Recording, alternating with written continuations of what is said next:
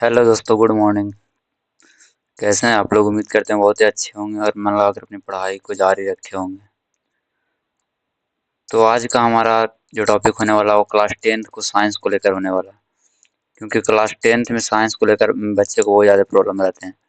तो इसी प्रॉब्लम को दूर करने के लिए हम आज साइंस के 50 क्वेश्चन लेकर आए प्रीवियस ईयर का, जो पिछले बीते वर्षों में पूछे गए उसमें से हम लोग आज 50 क्वेश्चन को देखने वाले हैं, जो कि अति महत्वपूर्ण होने वाले हैं। तो आप लोग अभी तक क्लास को शेयर नहीं किए हैं तो क्लास को शेयर कर दें और स्टडी विद अंकित चैनल को सब्सक्राइब कर ले, ताकि हम जब भी वीडियो बनाएं तब आपके पास आराम से पहुंच सके।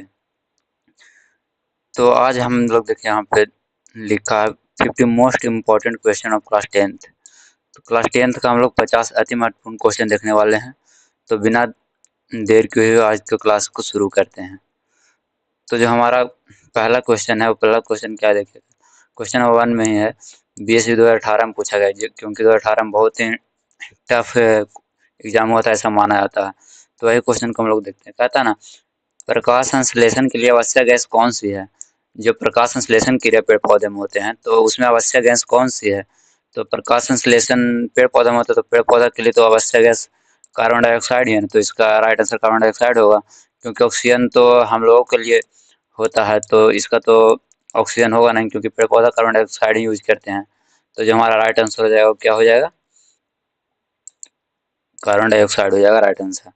ऑक्सीजन ह्यूमन के लिए है, नाइट्रोजन जो हमारे वायुमंडल में सबसे ज़्यादा मात्रा में है, और कार्बन डाइऑक्साइड इसका राइट आंसर हो जाएगा।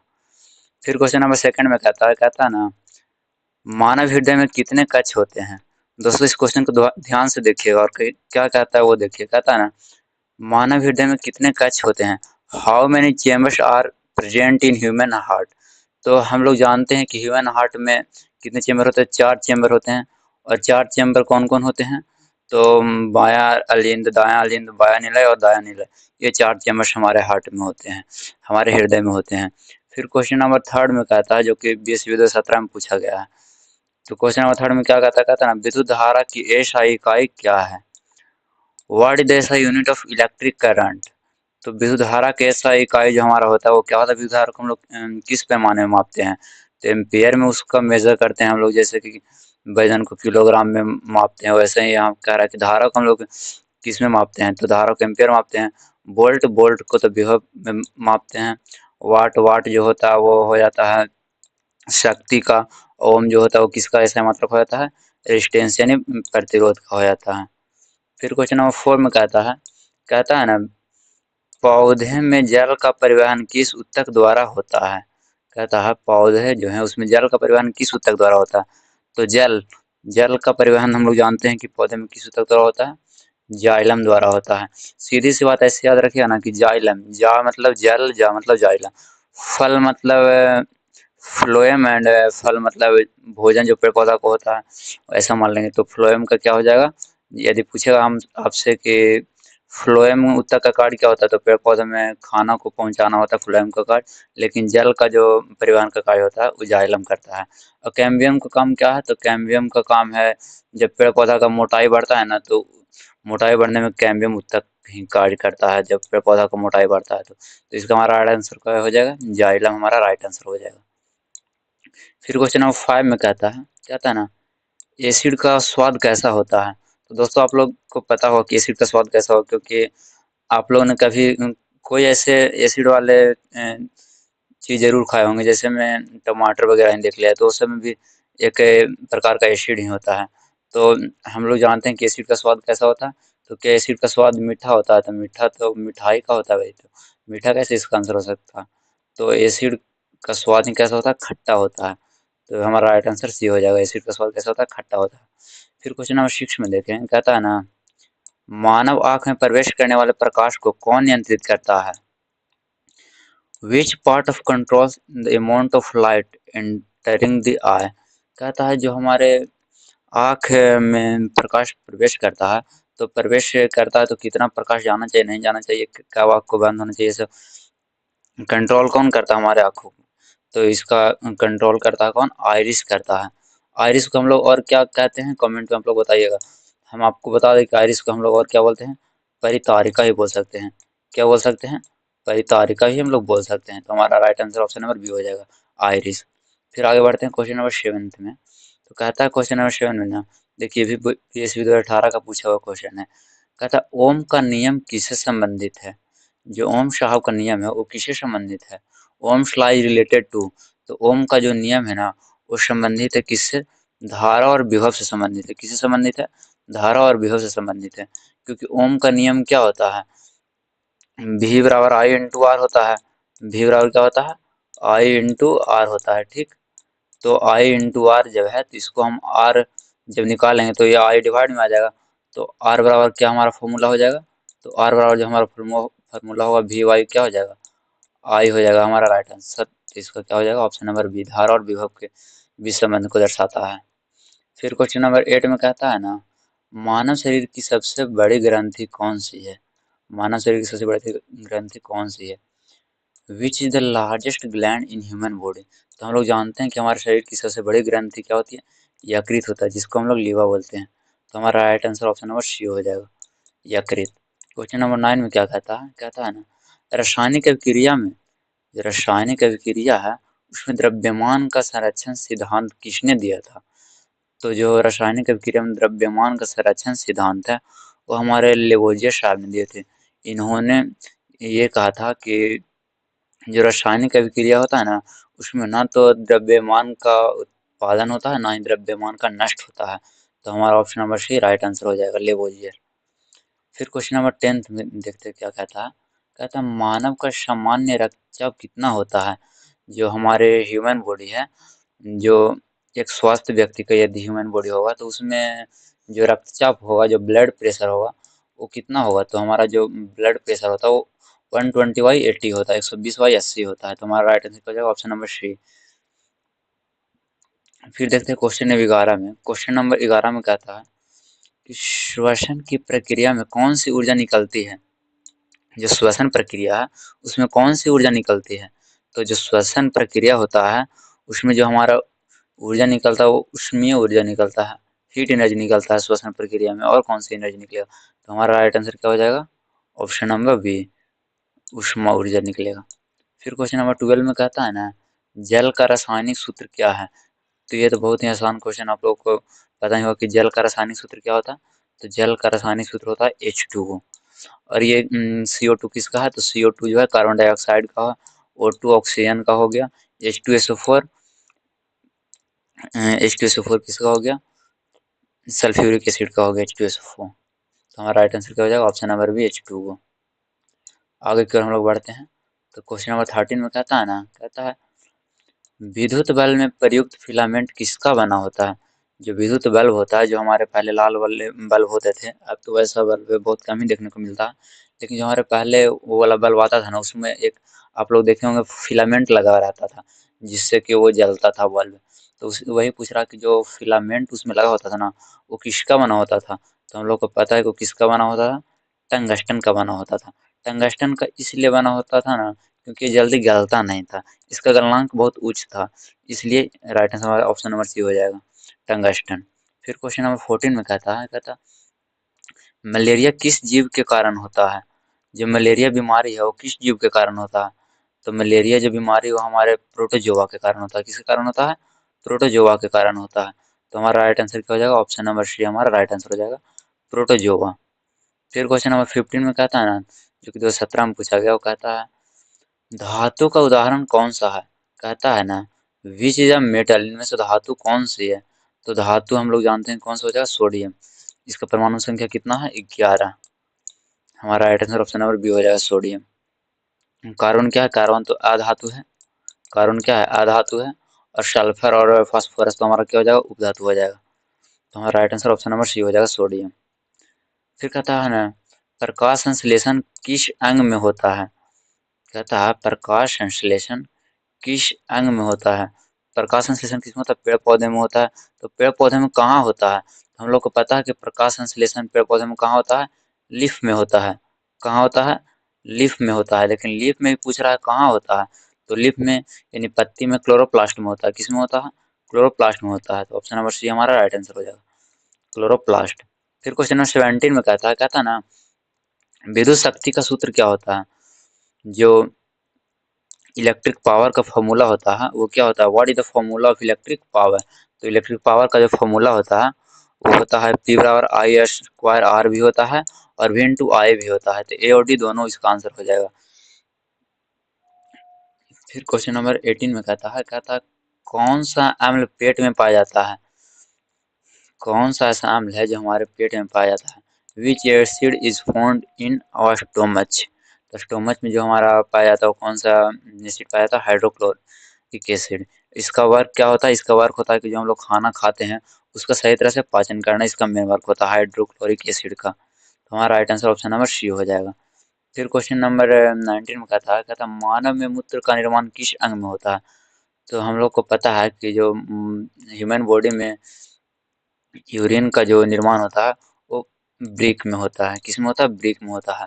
फेफड़ा तो यहाँ क्या करता है कि जो भी हमारे शरीर द्वारा ऑक्सीजन वगैरह ग्रहण किया जाता है उसको ये साफ करने का काम करता है फेफड़ा। और हार्ट जो होता है तो ये हमारा ऑप्शन नंबर सी नहीं होगा। हार्ट का जो काम होता है वो ब्लड को पंपिंग करना काम होता है, तो ऑप्शन नंबर डी भी नहीं होगा। तो हमारा राइट आंसर हो जाएगा ब्रेक, हमारा राइट आंसर हो जाएगा, क्योंकि यही तो है जो हमारा शुद्ध और अशुद्ध पदार्थों का छान कर हमारे शरीर से बाहर निकालने का कार्य करता है ब्रेक। फिर क्वेश्चन नंबर 20 में कहता है ना गति की इकाई क्या है, गति की इकाई क्या है, what is the SI unit of speed. तो हमारा गति का इकाई जो हो जाएगा वो क्या हो जाएगा, मीटर पर सेकंड हो जाएगा। गति की इकाई पूछे या चाल की इकाई पूछे दोनों सेम ही होता है, मीटर पर सेकंड हो जाएगा। मीटर किसके होते हैं, तो मीटर दूरी का हो जाता है, किलोमीटर की दूरी को हो सकता है यदि बड़े मात्रा में पूछे तो हमारा right answer option number B हो गया इसका, मीटर पर सेकंड। फिर क्वेश्चन नंबर 21 में कहता है ओम का एसआई मात्रक क्या है, ओम का एसआई मात्रक क्या है। तो ओम का जो एसआई मात्रक हमारा होता है वो क्या होता है, यहाँ इसका क्वेश्चन में ओम नहीं, यहाँ प्रतिरोध होना चाहिए था, क्वेश्चन यहाँ मिसप्रिंट हो गया, ओम की जगह पर क्या होना चाहिए था, प्रतिरोध होना चाहिए था। तो प्रतिरोध कैसे मात्रक हमारा हो जाएगा ओम।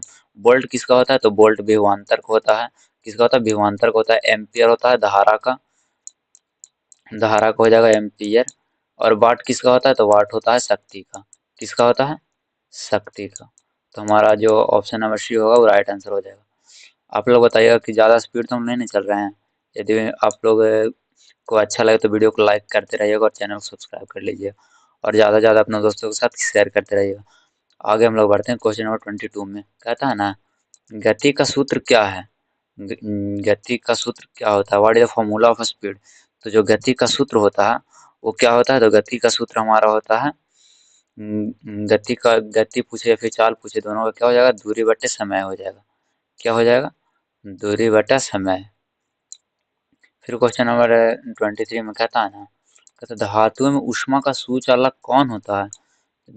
जो धातुओं में उसमें ऊष्मा का सुचालक कौन होता है, तो इसमें ऊष्मा का सुचालक कौन सा हो जाएगा, लोहा हो जाएगा, जिसमें से ऊष्मा का सही से चालन हो सकता है। तो हमारा option number C right answer हो जाएगा। क्वेश्चन नंबर 24 में कहता है दूध में उपस्थित मुख्य पोषक तत्व कौन सा है। जो दूध होते हैं उसमें उपस्थित मुख्य पोषक तत्व कौन सा है, which is the main nutrients present in milk. तो मिल्क में जो मेन न्यूट्रिएंट्स होते हैं वो कौन से प्रेजेंट होते हैं, तो हमारा इसका राइट आंसर हो जाएगा option number B protein, protein इसमें प्रेजेंट रहते हैं। समझ गए। तो आगे फिर बढ़ते हैं। कहता है क्वेश्चन नंबर 25 में कहता है ना प्रकाश का अपवर्तन किस माध्यम में होता है। हम लोग पढ़े हैं कि प्रकाश का प्रवर्तन तभी हो सकता है जब वहाँ पे दो माध्यम हो। जैसे में हम लोग देखते थे कि कोई बाल्टी होता था, ठीक, जैसे कि कोई बाल्टी होता था, इसमें हम लोग यहाँ जल भर लिया करते थे, ठीक, और इधर हमारा कुछ भी नहीं रहता था, खाली माध्यम रहता था। तो जब हम यहाँ से ऐसे स्टिक को डालते थे ना तो यहाँ से ऐसे तिरछा यहाँ दिखाई देता था। तो ये हमारा माध्यम चेंज होने की वजह से होता था। इसको मान लेते हैं कि माध्यम फर्स्ट था, इसको माध्यम सेकंड मान लेते हैं। तो जब पहला माध्यम से दूसरे माध्यम में जैसे ही जाता था वैसे ही तिरछा मुड़ा हुआ प्रतीत होता था। ये किसके कारण होता था, प्रकाश का अपवर्तन के कारण होता था। तो हमारा प्रकाश का अपवर्तन होने के लिए यहाँ कितने माध्यम की आवश्यकता पड़ा, दो माध्यम का। पहला तो वायु हो गया, दूसरा यहाँ जल हो गया। तो हमारा right answer option number C हो जाएगा, दो विभिन्न माध्यम। फिर क्वेश्चन नंबर 26 में कहता है ना पौधों में भोजन का परिवहन किसके द्वारा होता है। Food is transported in plants through. जो भोजन है उसमें, सॉरी, जो पौधा है उसमें भोजन का परिवहन कैसे होता है, तो हम आप लोगों को पहले ही बताएं। भोजन कहने का मतलब फल फूल, तो फल फल मतलब फ्लोएम, हमारा right answer option number B हो जाएगा। और जब कहेगा जल का परिवहन होता है तो जल जल मतलब जाइलम, तो जाइलम हो जाएगा जल का। लेकिन हमारे यहाँ right answer option number B होगा फ्लोएम, क्योंकि यहाँ किसका पूछ रहा है, पौधों में भोजन का पूछ रहा है, तो फ्लोएम हमारा राइट आंसर हो जाएगा। और कैम्बियम तो बताया कि जब पेड़ पौधा बड़ा होता है और वह मोटा होता है, पेड़ पौधा जब उसकी चौड़ाई बढ़ती है मोटाई बढ़ती है तो कैम्बियम तक वहाँ पे वर्क करता है। एपिडर्मिस जो कि सबसे बाहरी परत होता है एपिडर्मिस पेड़ पौधे का। तो हमारा क्वेश्चन नंबर 27 कहता है इलेक्ट्रॉन का आवेश क्या होता है। इलेक्ट्रॉन का जो आवेश होता है, सीधी सी बात कहने का मतलब इलेक्ट्रॉन पर जो आवेश होता है उसका मान क्या होता है, प्लस होता है या फिर माइनस होता है। तो जो हमारा राइट आंसर हो जाएगा वो क्या होगा, माइनस होता है, क्योंकि इलेक्ट्रॉन पे क्या होता है, माइनस होता है। और प्लस किस पे होता है, तो प्लस होता है हमारा प्रोटॉन पे। और न्यूट्रल किस पे होता है, तो न्यूट्रॉन जो होता है उस पर न्यूट्रल होता है। तो हमारा option number B right answer हो जाएगा। इलेक्ट्रॉन पे कौन सी आवेश होती है, ऋणात्मक होती है। फिर क्वेश्चन नंबर 28 में कहता है ना, कौन सा विटामिन घुलनशील होते हैं। Which vitamin is water soluble, कहता है ऐसी कौन सी विटामिन है जो कि पानी में घुल सकता है। तो इसका जो हमारा राइट आंसर हो जाएगा ऑप्शन नंबर डी होगा, विटामिन सी। विटामिन सी ही एक ऐसा विटामिन है इस ऑप्शन के अनुसार जो कि जल में घुल सकता है। तो हमारा option number D right answer हो जाएगा। फिर क्वेश्चन नंबर 29 में कहता है विद्युत धारा मापने का यंत्र कौन सा है। कहता है which instrument is use to measure electric current, ऐसा कौन सा इंस्ट्रूमेंट है जिसको हम लोग विद्युत धारा को मापने में यूज करते हैं। तो इसका हो जाएगा आमीटर। आमीटर से हम लोग विद्युत धारा का मापते हैं। और छोटा मोटा जब विद्युत धारा का माप करना हो तो गैल्वेनोमीटर वहाँ यूज कर सकते हैं। और वोल्ट मीटर से हम लोग विभव को मापते हैं। तो हमारा right answer option number B हो जाएगा आमीटर। फिर क्वेश्चन नंबर 30 में कहता है ना, अम्लीय वर्षा का मुख्य कारण क्या है। What is the main cause of acid rain, अम्लीय वर्षा क्यों होता है, किस कारण से होता है। आजकल हम लोग देखते हैं कि बहुत ज़्यादा जो रेन होता है ना वो हानिकारक रूप में होता है। तो उसका मुख्य कारण क्या है, जो SO2 जो सल्फर डाइऑक्साइड है, जो SO2 है ना, इसका मुख्य कारण है अम्लीय वर्षा का। तो option number B right answer हो जाएगा। बताइए कि नाइट्रोजन हमारे हमारे वायुमंडल में कितना परसेंट है। नाइट्रोजन हमारे वायुमंडल में 78% है। कितना है, 78%। और ऑक्सीजन कितना है, तो ऑक्सीजन हमारा 21% है। और इसके अलावा बाकी जो है अन्य गैस है। फिर क्वेश्चन नंबर 31 में कहता मानव शरीर में सबसे कठोर पदार्थ कौन सा है। तो जो मानव शरीर है ना उसमें सबसे कठोर पदार्थ होता है धातु का इनामेल होता है। तो हमारा right answer option number B हो जाएगा, धातु का इनामेल होता है। फिर क्वेश्चन नंबर 32 में कहता है कार्य की इकाई क्या है, कार्य का जो ऐसा यूनिट होता है क्या होता है। तो कार्य का ऐसा यूनिट जो होगा हमारा जूल होगा। कार्य या शक्ति दोनों का लगभग वही होता है, जूल नहीं होता। कार्य का जूल हो गया और शक्ति का तो वाट भी होता है, लेकिन कार्य का यहाँ option number B right answer हो जाएगा, जूल। फिर क्वेश्चन नंबर 33 में कहता है डीएनए का स्थान कैसा है, वेयर इज डीएनए फाउंड। इसमें कहने का मतलब है कि जो डीएनए का स्थान है ना वो कहाँ है, डीएनए कहाँ पाया जाता है। तो कोशिका के नाभिक में डीएनए पाए जाते हैं। तो ऑप्शन नंबर बी हमारा राइट आंसर हो जाएगा। अब बताइएगा आप लोग कि राइबोसोम का कार्य क्या होता है। तो राइबोसोम का जो कार्य होता है वो प्रोटीन को निर्माण करना होता है। किसका होता है, प्रोटीन का निर्माण करना, राइबोसोम का वर्क होता है। फिर कहते यहाँ पे ऑप्शन नंबर डी में देखते हैं कोशिका भित्ति। तो कोशिका भित्ति किस में होता है, तो कोशिका भित्ति पेड़ पौधे में होता है, ह्यूमन में नहीं होता है। कोशिका भित्ति किस में होता है, पेड़ पौधे में होता है, ह्यूमन में नहीं होता है। राइबोसोम प्रोटीन का संश्लेषण करता है। और जो डीएनए होते हैं वो कहाँ होते हैं, कोशिका के नाभिक में होते हैं। तो ऑप्शन नंबर बी हमारा राइट आंसर हो जाएगा। फिर क्वेश्चन नंबर 34 में कहता है कौन सा अधातु विद्युत का सुचालक है। पूछ रहा है which non metal is a good conductor of electricity, ऐसा कौन सा अधातु है ना जिसके थ्रू बिजली सही से पार कर सकती है। तो हमारा राइट आंसर हो जाएगा ग्रेफाइट। जो ग्रेफाइट है जिससे कि हमारा जो इलेक्ट्रिसिटी होता है वो आराम से पार कर जाता है। तो हमारा right answer option number C हो जाएगा, ग्रेफाइट। फिर क्वेश्चन नंबर 35 में कहता है मानव में श्वसन गैसों का आदान प्रदान कहाँ होता है। मानव में श्वसन गैसों का आदान प्रदान कहाँ होता है। मानव जो श्वसन क्रिया में गैस लेता है उसका आदान प्रदान कहाँ होता है, तो फेफड़ा में तो होता है, लेकिन फेफड़ा में भी होता है, एल्वियोली में होता है। किसमें होता है? ऑप्शन नंबर सी हो जाएगा, एल्वियोली में होता है। फेफड़ा के अंदर एल्वियोली होता है, उसी में होता है। हमारा right answer option number C हो जाएगा। क्वेश्चन नंबर 36 देखते हैं क्या कहता है। क्वेश्चन नंबर 36 में कहता है ना, विद्युत ऊर्जा का व्यावसायिक मात्रक क्या है? जो विद्युत ऊर्जा होते हैं उनका व्यावसायिक मात्रक क्या है? What is the commercial unit of electricity, electric engineer, sorry electric energy. तो इसका right answer option number C हो जाएगा, किलोवाट घंटा। बड़े पैमाने पे हम लोग किसमें विद्युत ऊर्जा का माप करते हैं? किलोवाट घंटा माप करते हैं। फिर क्वेश्चन नंबर 37 में कहता है ना, मानव में पाचन की शुरुआत कहाँ होती है? जो ह्यूमन होते हैं उसमें पाचन की शुरुआत सबसे पहले कहाँ से होती है? तो हम जानते हैं कि मानव में सबसे पहले पाचन की शुरुआत मुख से भी हो जाती है, मौत से ही हो जाता है। क्योंकि जब हम लोग जैसे ही कोई चीज़ चबाते हैं वैसे ही हमारे जो मुंह है उसमें से एक प्रकार का जो लार होता है वो हमारे भोजन को डाइजेस्ट करने में वहीं से हेल्प करना शुरू कर देता है। तो हमारा इसका right answer option number C मुख हो जाएगा। फिर क्वेश्चन नंबर 38 में कहता है दर्पण में बनने वाला प्रतिबिंब किस प्रकार का होता है? तो दर्पण में तो सभी तरह के प्रतिबिंब बन सकते हैं। वास्तविक भी बन सकता है, काल्पनिक भी बन सकता है, उल्टा भी बन सकता है, बड़ा भी बन सकता है। वास्तविक और काल्पनिक अवतल दर्पण बनेगा, काल्पनिक होएगा जो उत्तल दर्पण में बनेगा। फिर उल्टा है और बड़ा है जो इसमें अवतल दर्पण बन सकता है, और बड़ा तो हमेशा किसमें बनता है? इसका आप लोग आंसर कमेंट कीजिएगा कि बड़ा प्रतिबिंब किससे बनता है। तो इसका हमारा राइट आंसर सा भी हो जाएगा, इसमें क्वेश्चन सटीक नहीं दिया गया। फिर क्वेश्चन नंबर 39 में कहता है ना, धातु में ध्वनि क्यों उत्पन्न होती है? जो हमारे धातु होते हैं वो धातु को कभी आप लोग उसको ठोक ठाक कर देखिएगा ना तो उसमें से एक अलग प्रकार की आवाज निकलती है। तो उस किस कारण से होता है? तो उसका जो मेन कारण है ना, वो सोनोरस के कारण होता है। उसमें सोनोरस जो स्क्रियम होते हैं ना, उसी का कारण से धातु में आवाज होता है। तो उसका हमारा राइट आंसर क्या है? ऑप्शन नंबर डी, सोनोरस के कारण होता है। फिर क्वेश्चन नंबर 40 में कहता है पौधों में वाष्पोत्सर्जन मुख्यतः किस अंग से होता है? जो पौधे हैं उसमें वाष्पोत्सर्जन करने का मतलब जो वाष्प निकलता है, क्योंकि पेड़ बहुत सारे जल ग्रहण कर लेते हैं। तो क्या वो सारे जल का उपयोग ही कर लेते हैं? नहीं, बहुत सारे जल अपने वाष्पोत्सर्जन द्वारा बाहर भी निकाल देते हैं। तो कहाँ से वाष्पोत्सर्जन करते हैं? तो पत्ती से करते हैं। आप लोग कभी माइक्रोस्कोप से पत्ती को देखिएगा तो छोटे छोटे छिद्र, जो इसको हम लोग स्टोमाटा बोलते हैं, तो जिसको हिंदी में हम लोग रंध्र कहते हैं। उसमें जो होता है ना उसी के द्वारा हम लोग का जो पेड़ पौधा होता है ना वो वाष्पोत्सर्जन करता है, पानी को बाहर निकाल देता है। फिर क्वेश्चन नंबर 41 में कहता है ना, गुरुत्वाकर्षण बल किस पर निर्भर करता है?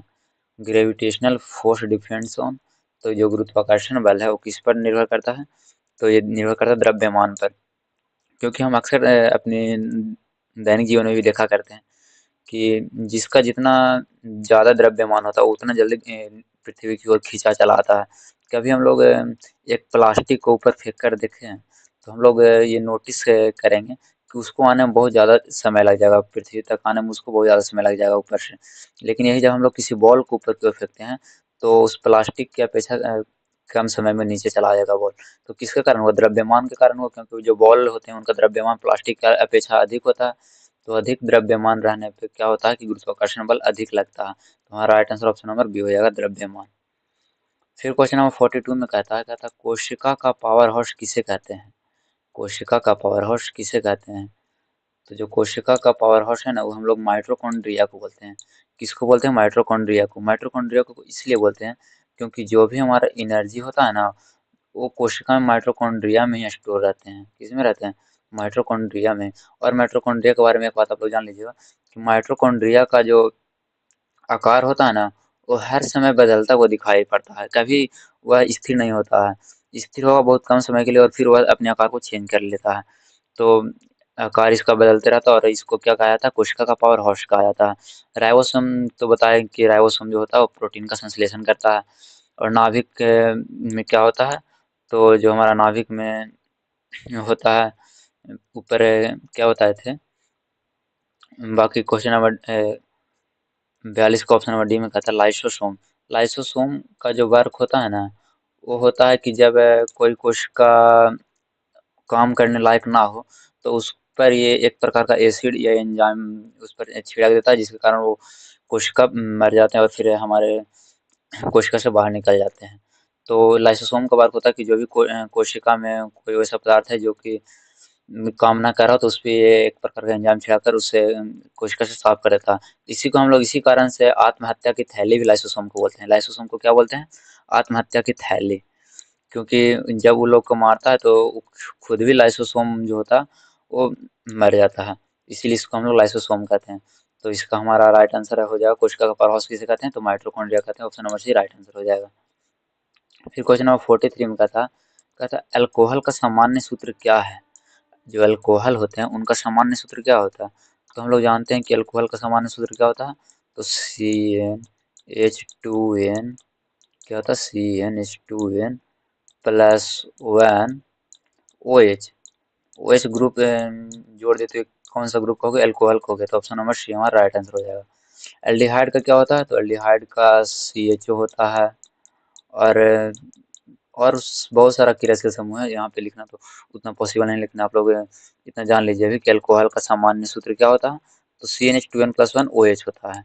OH जोड़ देने से हमें क्या पता चला कि अल्कोहल ग्रुप का बन गया। फिर क्वेश्चन नंबर 44 में कहता है ना कि मानव आँख में छवि कहाँ बनती है? Where is the image formed in human eye? जो हमारे आँख होते हैं उनमें प्रतिबिंब कहाँ बनते हैं, उसमें इमेज कहाँ पे बनते हैं? तो जो मानव आँख में छवि बनते हैं वो कहाँ पे बनते हैं? तो इसका जो हमारा राइट आंसर हो जाएगा वो रेटिना हो जाएगा। कहाँ बनते हैं? रेटिना पे बनते हैं।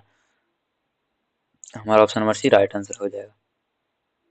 फिर क्वेश्चन नंबर 45 में कहता है कि ध्वनि की तीव्रता किस पर निर्भर करती है? जो ध्वनि की तीव्रता है वो किस पर निर्भर करती है? तो ध्वनि का तीव्रता है ना जो आयाम पे निर्भर करती है। आयाम पे निर्भर करती है, कहने का मतलब है कि आयाम के अनुसार से ध्वनि का जो वैल्यू है ना वो घट सकता है, बढ़ सकता है। फिर हम लोग नेक्स्ट क्वेश्चन की ओर चलते हैं। कहता है ना 46 में पेट में प्रोटीन का पाचन किस एंजाइम से होता है? तो जो हमारा पेट है उसमें प्रोटीन का पाचन पेप्सिन एंजाइम के कारण होता है। किसके कारण होता है? पेप्सिन एंजाइम के कारण। ऑप्शन नंबर बी हमारा राइट आंसर हो जाएगा। फिर क्वेश्चन नंबर 47 में कहता है विद्युत धारा का प्रभाव कौन सा नहीं है? Which is not an effect of electric current. तो विद्युत धारा का प्रभाव कौन सी नहीं है? प्रकाश संश्लेषण। सिंपल सी बात कि प्रकाश संश्लेषण में कोई संबंध ही नहीं बता रहा है। प्रकाश संश्लेषण में विद्युत धारा का, प्रकाश संश्लेषण में विद्युत धारा होने ना होने से क्या प्रभाव पड़ता है? क्या लाइट रहेगा तभी प्रकाश संश्लेषण हो सकता है? नहीं तो नहीं हो सकता है, ऐसा नहीं है। बस सनलाइट होना चाहिए, इलेक्ट्रिक लाइट से हमें कोई मतलब नहीं है, विद्युत धारा से हमको कोई मतलब नहीं। सनलाइट होगा प्रकाश संश्लेषण होगा। हमारा option number D right answer हो जाएगा, प्रकाश संश्लेषण।